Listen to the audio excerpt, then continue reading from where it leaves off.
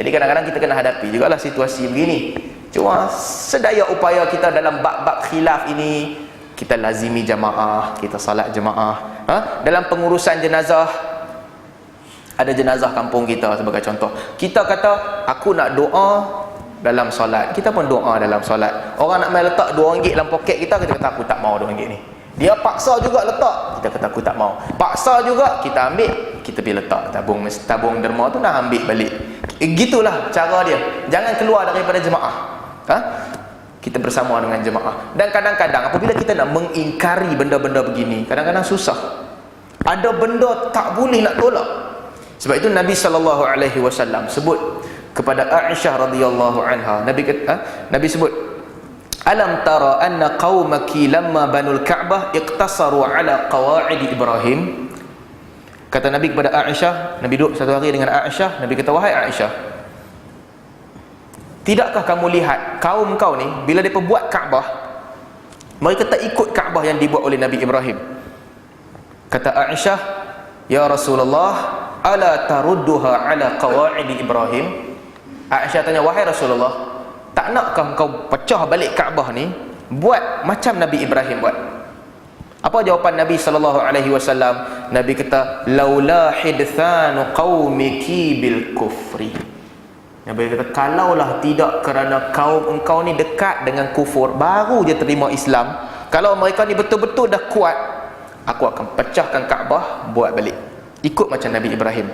Tapi kerana mereka ni baru terima Islam, orang Mekah ni, pembukaan kota Mekah pun baru, mereka baru nak terima Islam, aku pun biarkan dah. Itu apa? Itu Kaabah. Tapi Nabi biarkan. Nabi Ibrahim, cerita sikit, bila Nabi Ibrahim buat Kaabah, Hijir Ismail, sahabat-sahabat yang pernah pergi ke Mekah, kan ada kawasan Hijir Ismail kan, Tok Guru Haji selalu pesan kat kita, jangan pergi masuk dalam tu tawaf, sebab dalam tu kawasan Kaabah, kalau masuk batal tawaf kita lah. Jadi zaman Nabi Ibrahim, Hijir Ismail tu duduk dalam Kaabah, dia duduk kawasan tu sampai banjir besar. Bila mai banjir, runtuh Kaabah. Orang Quraisy buat balik. Bila buat balik, batu tak cukup, apa jadi? Mereka bawa keluar Hijir Ismail daripada Kaabah, buat Kaabah sebahagian tu di luar. Itu yang Nabi tanya ke Aisyah, bukankah Kaabah ni tak sama dengan Nabi Ibrahim punya? Aisyah kata, awak tak ubah. Nabi kata, mereka ni dekat sangat dengan kufur, kalau tidak aku dah ubah dah. Mai zaman Abdullah bin Zubair, bila perang sesama tentera Islam, itu perang saudara yang mungkin kita boleh cerita lain kali, runtuh lagi Kaabah. Bila runtuh Kaabah, Abdullah bin Zubair seorang faqih, dia kata kita buat balik Kaabah, tapi kita buat ikut Nabi Ibrahimnya. Jadi masuklah kawasan Hijir Ismail tu dalam Kaabah. Ini zaman siapa? Abdullah bin Zubair. Kalah Abdullah bin Zubair, datang Hajjaj. Hajjaj seorang yang terlibat banyak membunuh ulama dan sebagainya, dia pergi ubah masa dia jadi gubernur Mekah. Dia buat balik, dia kata, ini tak sama macam zaman Nabi Muhammad. Dia pecah Kaabah sekali lagi, dia bawa keluar Hijir Ismail. Mai zaman Imam Malik, khalifah bagi tahu kat Imam Malik, apa kata kalau kita pecah Kaabah ni, kita buat elok-elok macam Nabi Muhammad nak dan macam Nabi Ibrahim buat. Imam Malik kata, aku takut kalau kita duk pecah ni, Kaabah ni akan jadi mainan para raja. Raja tu naik, dia pecah, dia buat lagu ni. Raja lagi satu naik, dia pecah, dia buat lagu lain. Raja punya mainan kadang-kadang pelik-pelik. Jadi Imam Malik kata, aku takut jadi mainan raja, tak payah pecah lah. Rahmat Allah ke atas Imam Malik, disebabkan fatwa Imam Malik tu, sampai ke hari ini Kaabah duduk macam tu lah, tak pecah lah, tak ada raja yang pecah. Ala kulli hal, saya ingat saya tak nak panjangkan lagi, mungkin setakat ni memadai. Cuma sedikit pengajaran untuk kita bersama. Dalam bab khilaf ini, kita berlebih kurang dalam sikap, bukan dalam pandangan. Kalau kita rasa satu benda tu salah, kita kena bagi tahu salah. Kalau kita rasa satu benda ni mungkar, kita kena bagi tahu mungkar. Kalau kita rasa yang ni bid'ah, kita kena bagi tahu yang ni bid'ah. Ahli ilmu kerja dia dua, menghidupkan sunnah, mematikan bid'ah. Kalau dia duk menghidupkan sunnah aja, dia biar bid'ah pun hidup sekali, negara tak aman. Satgi orang ni pening kepala, dia main solat 2 rakaat, minta ke Allah. Okey, Muhammad tu pening kepala, dia pergi 2 rakaat dekat mana ke tukul batu mana, dia pun minta. Sebab apa jadi macam tu? Orang tak menghapuskan bid'ah. Jadi Kalau sama juga, kita punya kerja bid'ah belaka, yang ni bid'ah, yang tu bid'ah, rasa sedih lah ustaz. Apa nak buat? Boleh dah nak buat kenduri? Tak boleh, bid'ah. Boleh dah nak kumpul ramai-ramai baca doa? Tak boleh, bid'ah. Boleh dah nak solat hajat? Tak boleh, bid'ah. Habis tu apa yang boleh ustaz? Semua tak boleh. Tak boleh macam tu juga. Dia tak boleh sekadar menghidupkan sunnah semata-mata ataupun mematikan bid'ah semata-mata. Kerja ulama dua, menghidupkan sunnah, mematikan bid'ah. Jadi dalam pada itu, kalau kita berurusan dengan orang, kita berlembut. Orang tahu pandangan kita, kita tahu pandangan orang. Tegas pada pandangan, lembut pada akhlak dan juga tingkah laku kita dengan orang lain. Mudah-mudahan Allah Subhanahu Wa Taala menjadikan kita ini sebagai ejen untuk membuat masyarakat memahami sunnah Nabi Sallallahu Alaihi Wasallam dalam ibadat dan juga dalam akhlak. Kadang-kadang kita hidupkan akhlak-akhlak yang baru yang ada dalam sunnah, tapi orang tak tahu. Kita ada nak sedekah duit kan, kita duduk sebelah kawan-kawan kita, sedekah ni macam tu juga. Cerita tak habis, baru nak tutup, masuk lagi satu cerita dalam kepala dia, kena cerita. Ada orang ngadu kat Nabi SAW, ya Rasulullah, Umar ni solat malam baca kuat sangat ni, bising sampai rumah jiran. Mai pula seorang lagi ngadu kat Nabi, ya Rasulullah, Abu Bakar ni solat malam tak bunyi apa, tak dengar langsung, dia solat ke tak ni? Perangai masyarakat macam tu lah, semua serba tak kena. Dia bising pun tak kena, dia diam pun tak kena, ada saja tak kena. Nabi panggil Umar, Nabi panggil Abu Bakar. Nabi kata, Umar ni diumpamakan seperti orang yang bersedekah secara terang-terangan. Maksudnya apa? Dia sedekah secara terang-terangan, orang tengok, orang pun ikut. Kan ada budak-budak sekolah ada buku PIBG kan, datang rumah ke rumah kan, nama kita first sekali, kita pun tulis RM1, jiran sebelah confirm RM1. Orang datang rumah kita dulu, kita tulis RM15. Pergi rumah sebelah, dia ni RM15, takkan aku nak tulis RM1? Dia pun tulis RM15 juga, kurang pun kurang sikit lah, RM10. Jadi memulakan sunnah yang baik. Budak-budak sekolah pun pandai-pandai lah. Kalau nak kutip derma banyak, 3 nama pertama tu jangan bagi kat orang ni, dia bubuh sendiri nama pakcik dia ke apa ke, dia bubuh RM10, RM15. Orang keempat dia baca, yang atas tu derma banyak ni, itu taktik lah. Tapi sedekah secara terang-terangan macam Umar. Kata Nabi SAW, Abu Bakar ni pula umpama orang yang bersedekah secara sembunyi-sembunyi untuk menjaga akidah dia.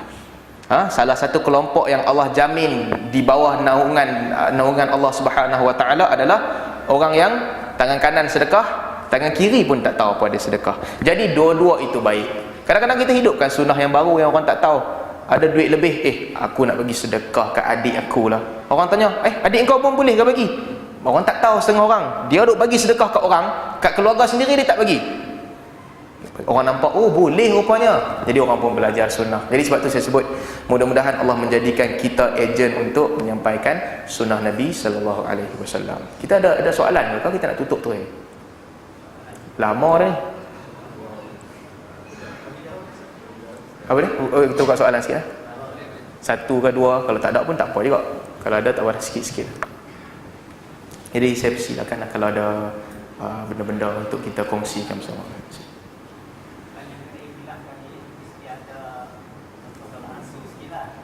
Jadi apa yang saya nak tahu yang berlaku pada masyarakat di sini lah. Contoh lah, kata masalah tahlil ataupun masalah sembahyang hajat. Kadang kita satu jemaah sembahyang sekali kata mana akidah sama lah. Tapi dalam bab ni kadang berbeza. Contoh, kata masjid nak buat sembahyang hajat.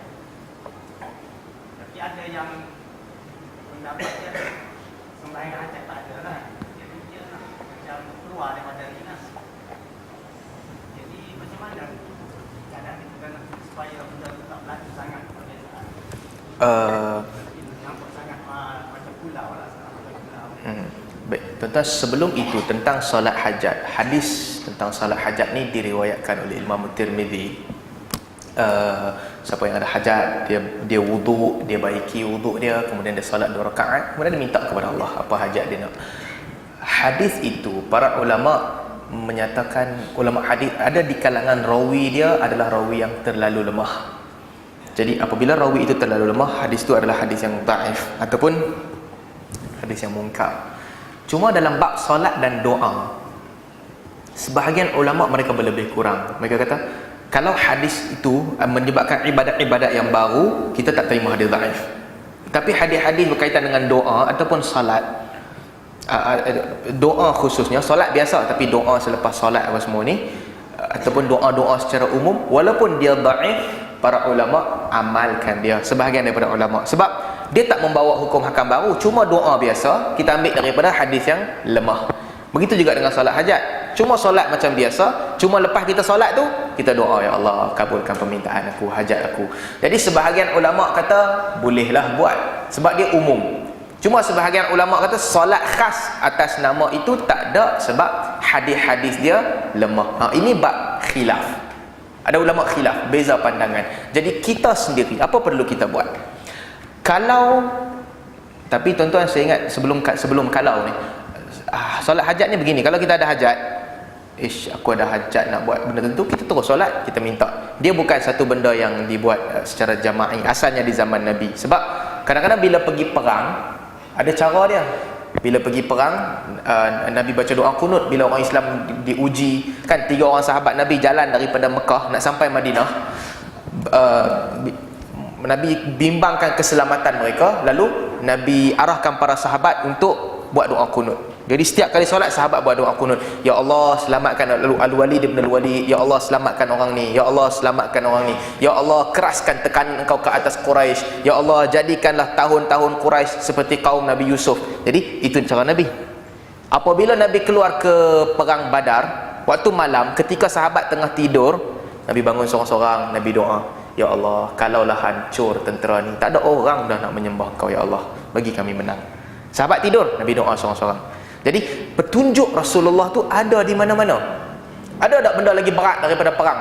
Saya ingat anak kita ambil UPSR dengan perang Badar. Perang Badar penting lagi you. Anak kita ambil UPSR tu mungkin kurang sikit lah. Tapi petunjuk sunnah ini ada. Ala kulli hal, kalau kita rasa tak nak buat, kita tak payah buat lah. Kalau sahabat-sahabat kita rasa nak buat, dia buat. Kalau dia tanya kita, pasal apa kau tak buat? Kita kata, pada aku ibadat ni tak ada. Kita tanya dia, pasal apa hang buat? Dia kata, tok guru aku kata ada, aku buat. Berhenti setakat tu. Itu je. Sampai bila pun orang tanya kata, pasal apa kau tak buat? Pada aku ibadat ni tak ada. Pada aku ibadat ni bid'ah. Pada aku ibadat ni tak ada usul asal dalam syarak. Takat tu je. Kita jangan tambah, hampa ahli bid'ah hampa buat lah. Itu melampau lah. Jangan takat tu. Kita berhenti. Ibadat ni tak ada, aku tak buat dah. Cukup setakat itu. Kita boleh solat jemaah sama-sama, kita boleh buat kerja sama-sama, tapi bila nak buat satu benda, aku tak buat benda ni. Saya ingat itu mungkin cara paling diplomasi. Jangan korbankan pendirian kita. Dia tak boleh, sebenarnya aku tak buat, tapi kalau hampa buat tak apalah, aku buat sekali lah. Dia tak boleh begitu. Pendirian kita mesti kuat. Kalau kita tak mau, kita tak buat sampai sudah. Tapi apabila berurusan dengan orang, kita cuba lembut, insya-Allah. Mudah-mudahan Allah permudahkan usaha dakwah kita.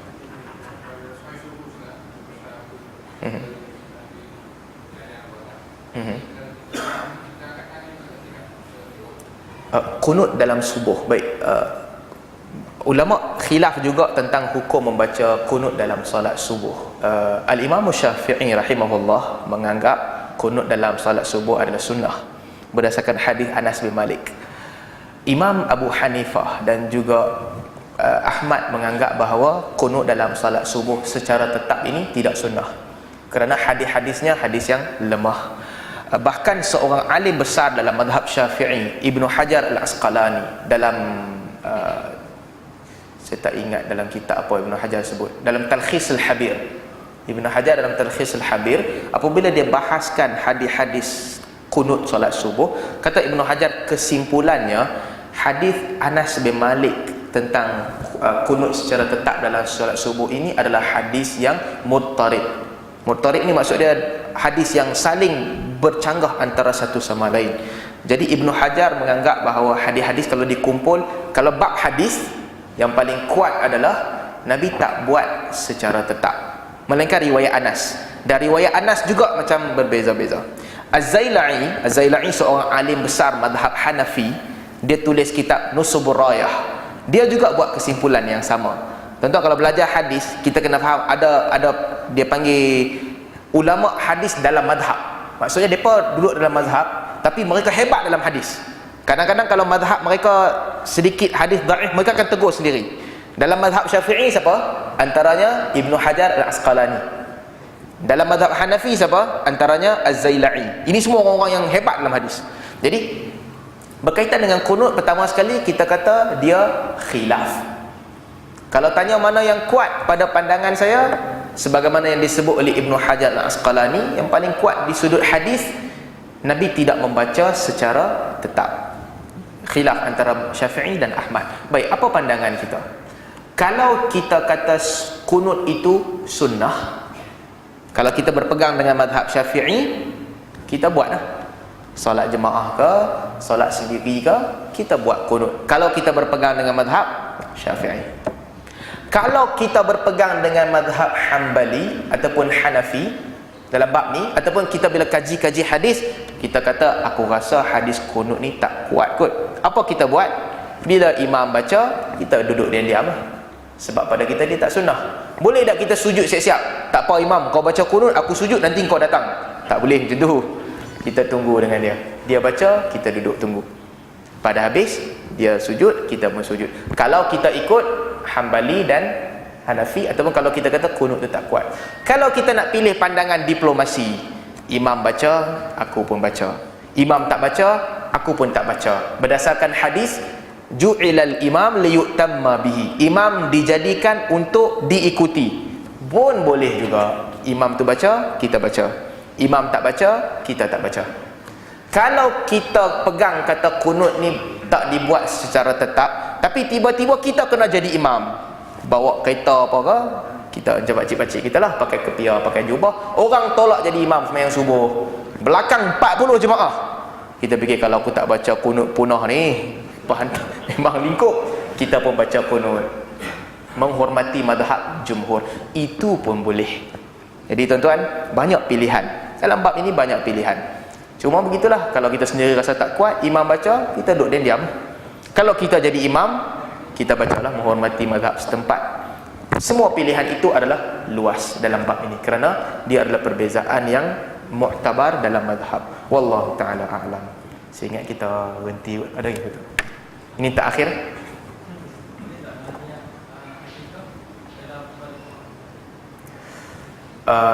Ulama khilaf dalam bab ini untuk menggabungkan dua ibadat dengan satu niat. Ada dua ibadat. Okey, pertama sekali, wajib dengan sunat tak boleh gabung. Dia dua benda yang ataupun wajib dengan wajib tak boleh gabung. Dua benda yang berbeza. Wajib dengan sunat berlaku khilaf di antara ulama. Ada benda yang tak boleh gabung. Contohnya solat subuh. Kita datang masjid kan, ataupun kita dah bangun solat 2 rakaat. Niat kita nak, aku malas nak sembahyang 2 kali. Solat dia niat sekali, subuh dengan 2 rakaat sebelum subuh. Dia niat dua-dua sekali, dia sembahyang sekali je. Itu tak boleh. Dia solat 2 solat yang berbeza. Nabi buat sebagai 2 solat yang berbeza. Kalau buat dua-dua jadi apa? Dia jadi dikira, wallahu a'lam, kalau ikut kaedah Imam Syafi'i, dikira subuh sahaja. Sunat subuh tak dapat. Sebagaimana orang dia niat 2, nak buat haji untuk diri dia, dalam masa yang sama dia buat juga untuk orang lain, dapat kepada diri dia, orang lain tak dapat. Dia tawaf, dia niat tawaf tu untuk 2, haji dengan umrah serentak. Umrah dia tak dapat, dia dapat haji sahaja. Jadi dalam kes ni, kalau dia niat dua-dua, dia dapat pahala subuh sahaja, pahala lain tak dapat. Itu dalam sebahagian kes. Kalau ibadah sunat dengan sunat, ada benda yang tak boleh yang tak digabungkan, diasingkan. Ini semua mengikut kepada petunjuk Nabi SAW. Contohnya, kita bangun tengah malam, kita salat 2 rakaat selepas wuduk, kemudian kita salat tahajud. Jadi 2 rakaat itu selepas wuduk, kemudian kita salat tahajud. Ada salat yang dia datang kerana waktu tertentu. Jadi kalau kita buat solat sunat lain pada waktu itu, memadai. Contohnya tahiyatul masjid. Lepas azan zuhur kita masuk masjid, kita solat 2 rakaat sebelum masjid. Perlu tak kita ulang tahiyatul masjid? Tak perlu. Sebab tahiyatul masjid itu adab masuk masjid. Kita dah solat 2 rakaat lain, telah memadai. Jadi balik kepada kes ini, korban dengan akikah, pada saya, pandangan saya, dia 2 ibadat yang berbeza. Akikah dibuat sebagai tanda kegembiraan menyambut kelahiran bayi. Buat hari ke-7. Tak boleh hari ke-7, hari ke-14. Tak boleh selepas tu. Antara sunnah Nabi pada hari ke-7, kita buat akikah, kita cukur rambut dia, kita timbang rambut dia, kita sedekah dengan emas, nilai emas ataupun perak yang sama dengan rambut dia, kita bagi nama dia, kan? Hari ke-7 tengok-tengok, kita pun bagi nama. Nama kena baguslah, nama-nama yang elok. Itu sunnah hari ke-7. Korban pula itu tanggungjawab lain. Korban dibuat ketika hari-hari tasyrik ataupun hari raya Aidul Adha. Dia dua ibadat yang berbeza. Ulama khilaf wajib ke sunat ke kedua-dua ni, itu ada khilaf di kalangan ulama, tapi pada pandangan saya dia adalah dua ibadat yang berbeza. Kalau kita menganggap dia sunat sekalipun, kita asingkan dia. Kita buat ini dahulu ataupun itu kemudian. Nak buat serentak pun boleh. Untuk akikah 2 ekor kambing, korban 1 ekor kambing, boleh juga kalau nak buat. Kalau kita tak buat untuk dia, untuk bayi itu kita buat akikah, nanti dia besar, dia buatlah sendiri korban untuk dia. Wallahu ta'ala a'lam. Saya ingat kita berhenti setakat ini dulu. Mudah-mudahan kita dapat mengambil sedikit sebanyak manfaat, mendekatkan diri kita dengan Allah Subhanahu wa ta'ala. Kalau ada terkasar bahasa, tersilap kata, terkeluar bahasa Pulau Pinang yang tuan-tuan dan puan-puan tak faham, minta maaf lah. Kadang-kadang terlepas. Jadi insya-Allah kalau diberikan kesempatan, kita berjumpa pada sesi yang akan datang. Saya akan balik Qatar 14 hari bulan ni. Jadi mungkin kita buat kuliah tahunan lah, setahun sekali kita buat kuliah. Kalau tak pun insya-Allah ada kesempatan nanti kita jumpa dalam sesi lain. Aqulu qawli hadza wa astaghfirullah li wa lakum wa lisairil muslimin. Subhanakallahumma wa bihamdika asyhadu an la ilaha illa anta astaghfiruka wa atubu ilaik. Subhanakallahumma wa bihamdika asyhadu an la ilaha illa anta astaghfiruka wa atubu ilaik. Subhanakallahumma wa bihamdika asyhadu an la ilaha illa anta astaghfiruka wa atubu ilaik. Assalamualaikum warahmatullahi wabarakatuh.